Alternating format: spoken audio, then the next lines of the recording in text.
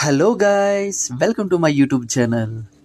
Guys, ఈరోజు మీ అందరికీ చెప్పబోతున్న జ్వాలామాత temple కోసం. సో నేనైతే జ్వాలామాత టెంపుల్ దర్శించుకోనికి వెళ్ళాను. సో జ్వాలామాత టెంపుల్ అనేది కాశ్మీర్లోనే ఉంది, కాశ్మీర్ సిటీలోనే ఉంది. సో ఇదేంటంటే కొండ పైన అయితే ఉంది.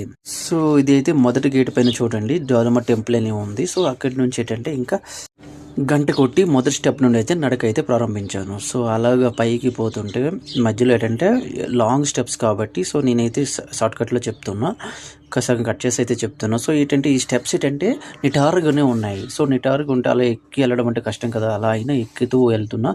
బట్ ఏంటంటే అక్కడ కొంత దూరం వెళ్ళాక మిడిల్ స్టెప్ అనేసి వస్తాయి. మిడిల్ స్టెప్స్ నుంచి మరి కొంత దూరం పోవాలి. సో మనమైతే ప్రజెంట్ అయితే మిడిల్ స్టెప్స్ అయితే ఎంటర్ అవబోతున్నాం. సో మిడిల్ గేట్ నుంచి అలా ఫ్రంట్కి ఇంకా పోవాలి కొంచెం. సో అలా పోతే అక్కడ మధ్యలో ఏంటంటే ఒక జ్వాలామాత టెంపుల్ శక్తిపీఠం అనేది వస్తుంది, అక్కడ దర్శనం చేసుకొని ఇంకా పైకి పోవాలి. సో గాయస్ ఏంటంటే మిడిల్ స్టెప్స్ అలాగా నడుచుకుంటూ పోయి చాలా హైట్ వరకు అయితే వచ్చాం.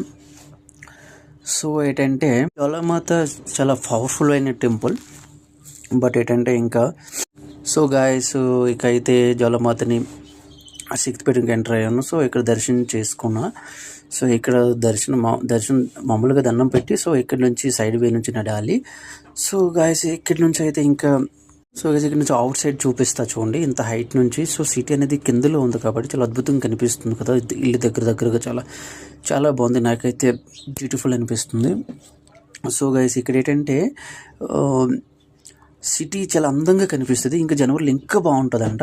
సో ఏంటంటే గాయస్ ఇక్కడ పోలీస్ ప్రొటెక్షన్ కూడా మనకి బాగానే ఉంది. సో పోలీసు అడుగడుగున మిడిల్ స్టెప్స్ దగ్గర పోలీస్ ప్రొటెక్షన్ అనేది ఉంటుంది. సో గాయస్ ఇక్కడ నుంచి ఏంటంటే ఇంకా పైకి పోవాలి అని అంటే మనకి మొబైల్ అనేది అలౌడ్ లేదు. సో మొబైల్ జమ చేస్తే రిటర్న్లో మళ్ళీ ఇక్కడే ఇస్తారు. సో గైస్ ఇక్కడితో ఈ వీడియో ఆఫ్ చేస్తున్నా.